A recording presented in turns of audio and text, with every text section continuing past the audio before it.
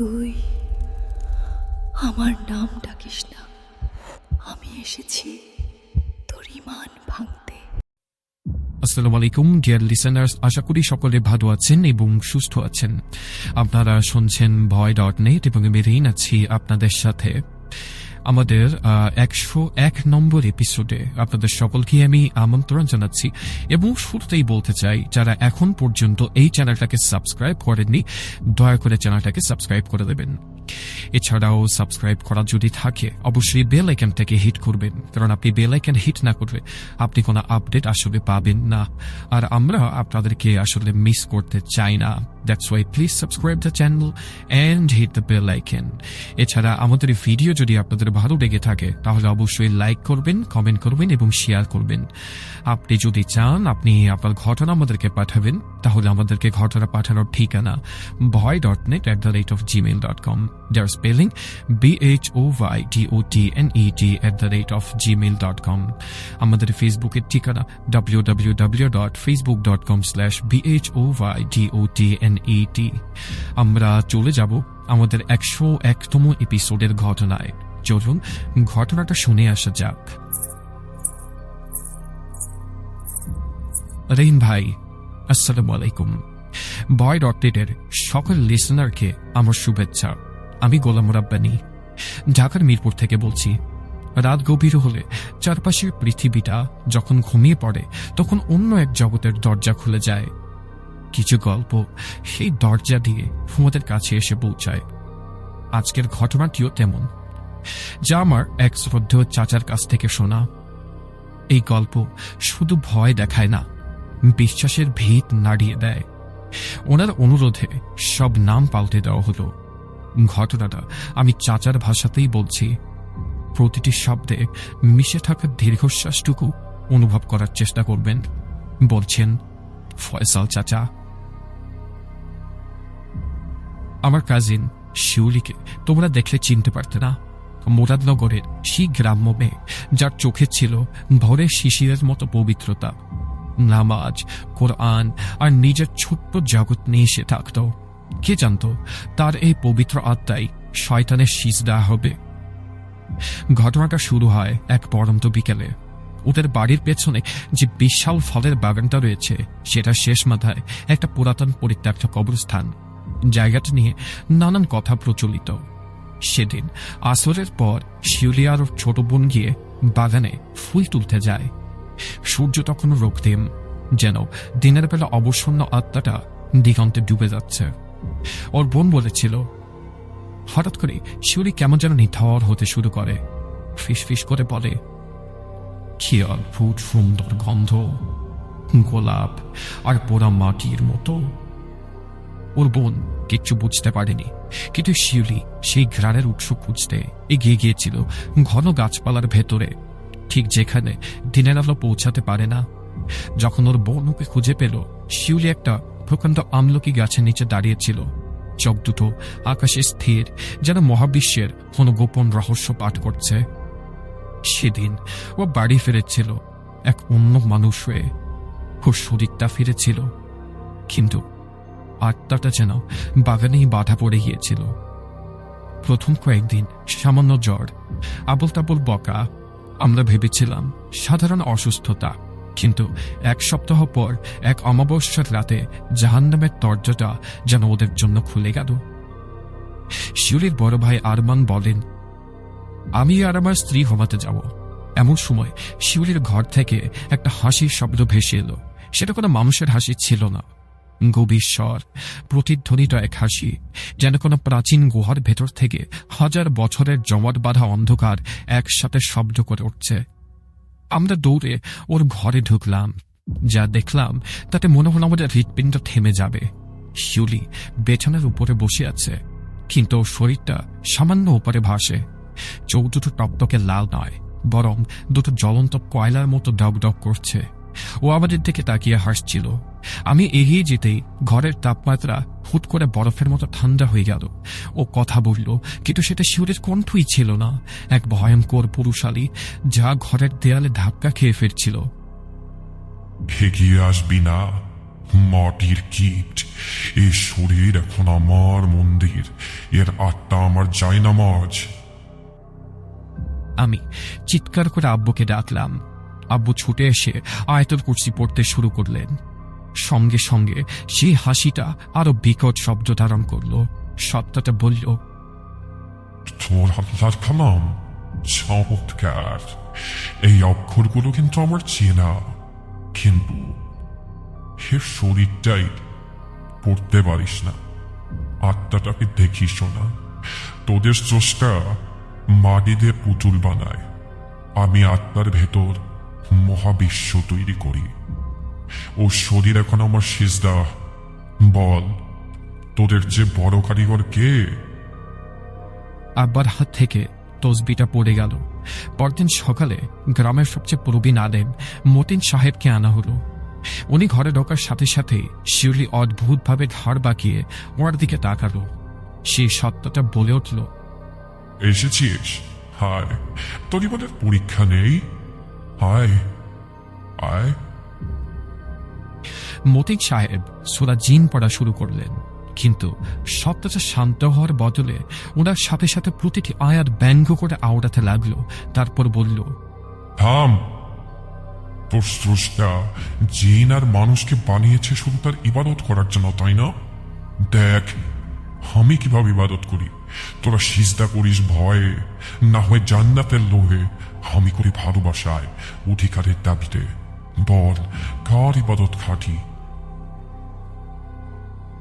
মতিন সাহেব ফর্সা মুখটা কেমন যেন কালো ছায়া ঢেকে ফেললেন। উনি ঘামতে ঘামতে বললেন, এটা কোনো সাধারণ জিন বা শয়তান নয়, এটা ইবলিসের অনুসারী কোন এক ভয়ঙ্কর সত্তা, যে শুধু পজেস করতে আসেনি, বিশ্বাসকে ধ্বংস করতে এসেছে। ফয়সাল চাচা এরপর আবার বলেন, এরপর শুরু হলো এক অসম যুদ্ধ। কত আলিম, কত কবিরাজ এলো, তাবিজ দেওয়া হলো, কিন্তু সেই তাবিজ শিউলির শরীরের দখলের জায়গা আস্তে আস্তে পড়ে ফেলত, যেন পবিত্র আয়াতগুলো ও শরীর গ্রহণ করতে অস্বীকার করছে। কিছুদিন হয়তো শান্ত থাকতো, কিন্তু তারপর দ্বিগুণ শক্তিতে ফিরেও আসত। একবার তো ও বাড়ির ছাদের লোকদেরকে প্রায় মেরেই ফেলেছিল, ছাদ থেকে ফেলে দিতে। আমার ফুপু, শিউলির মা, এইসব দেখতে দেখতে জীবন্ত পাথর হয়ে যাচ্ছিলেন। একদিন তিনি আব্বাকে ফোন করে কান্নায় ভেঙে পড়লেন, প্রস্তাব দিলেন আমার সাথে শিউলির বিয়ে দেওয়ার জন্য। ওনার বিশ্বাস ছিল আমার মতো একজন দিনদার ছেলের সংস্পর্শে এলে হয়তো শিউলি ভালো হয়ে যাবে। আমি তখন ইউনিভার্সিটির শেষ বর্ষে। শিউলির জন্য আমার অনেক মায়া হতো, কষ্ট হতো। আমি ভাবলাম এটা হয়তো আল্লাহ আমার জন্য একটা পরীক্ষা রেখেছেন। আমি রাজি হয়ে গেলাম, কিন্তু শয়তান তো মনের কথাও পড়তে পারে। যে রাতে আমাদের বিয়ের কথা চূড়ান্ত হলো, সেই রাতে ও আমার জীবনে হানা দিল। আমি হোস্টেল রুমে একা, রাত প্রায় 2টো। হঠাৎ ঘুম ভেঙে সেই পরিচিত পোড়ামাটির গন্ধ আর গোলাপের গন্ধের মিশ্রণ। দেখলাম আমার রুমের দরজাটা খোলা, আবছা অন্ধকারে দরজার সামনে একটা ছায়া দাঁড়িয়ে, লম্বা অস্থিসার এক ছায়া, যার কোনো মুখ নেই, শুধু 2টো জলজল চোখ। আমার শরীর যেন অবশ হয়ে গেল। ছায়াটা আমার বিছানার কাছে এগিয়ে এলো। ঘরের ভেতরটা কবরের মতো ঠান্ডা। একটা ফিসফিসে হিমশীতল কণ্ঠ আমার কানের কাছে এসে বলে উঠল, তোর এত বড় সাহস, তুই ওকে স্পর্শ করবি? যে শরীর আমার ইবাদতের ভূমি, সেখানে তুই তোর নোংরা বীজ বপন করবি? পুজোকে বাঁচাবি? তুই বাঁচাবি? আরে মাটির কীট, তুই তো নিজের ইমানকেই বাঁচাতে পারবি না, কি বাঁচাবি তুই ওকে? আমি কিছু বলতে পারলাম না। আমার গলা দিয়ে স্বর বেরোচ্ছিল না। সত্তাটা আমার মাথার কাছে মুখ নিয়ে এলো। ওর নিঃশ্বাস ছিল মৃত্যুর মতো ঠান্ডা। শোন, আমি তোর বংশের চিহ্ন মুছে দেব। তোর আদরের ছোট বোনটাকে আমি মারব না, ওকে আমি এক শূন্যতায় ফেলে আসব, যেখানে ও জীবন্ত থেকেও মৃত্যুর থেকেও বেশি কষ্ট পাবে। ওর মুখ দিয়ে আমি বাণী শোনাবো, যা তোদের ধর্মগ্রন্থকে উপহাস করবে। তোর চোখের সামনে তুই দেখবি তোর বংশের রক্ত আমার কালি হয়ে বইছে। যা তোর রবকে বল, তোর সেরা সৃষ্টি আজ আমার পায়ের লুটি আছে, আর সাধের খেলা আমি ভেঙে দিচ্ছি। এই বলে ছায়াটা অন্ধকারে মিলিয়ে গেল। আমি সেই রাতে হোস্টেল ছেড়ে পালিয়ে গিয়েছিলাম। আব্বা সব জানার পরে বিয়েটা ভেঙে দিলেন। এরপর শিউলির জীবন দ্রুত ধ্বংসের দিকে এগিয়ে গেল। ওর আরেক জায়গায় বিয়ে হয়েছিল, কিন্তু সেই ছেলেটা বিয়ের 1 সপ্তাহ পরে পাগল হয়ে যায়।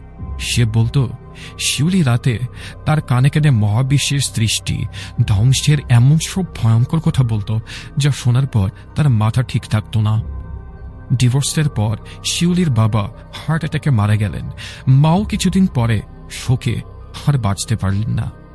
শেষবার আমি যখন ওকে দেখেছিলাম, মা বাবা হারা এতিম শিউলি ওদের পুরাতন বাড়ির একটা অন্ধকার ঘরে বসেছিল। শরীরটা শুকিয়ে কাঠ, মুখে কোনো কথা নেই, যন্ত্রণা এবং কষ্টের ছাপ নেই, বরং এক অদ্ভুত প্রশান্তি এবং শূন্যতা। ও আমার দিকে তাকিয়ে মুচকি হাসছিল। সেই হাসি শিউলির ছিল না, সেই ছিল এক বিজয়ীর হাসি।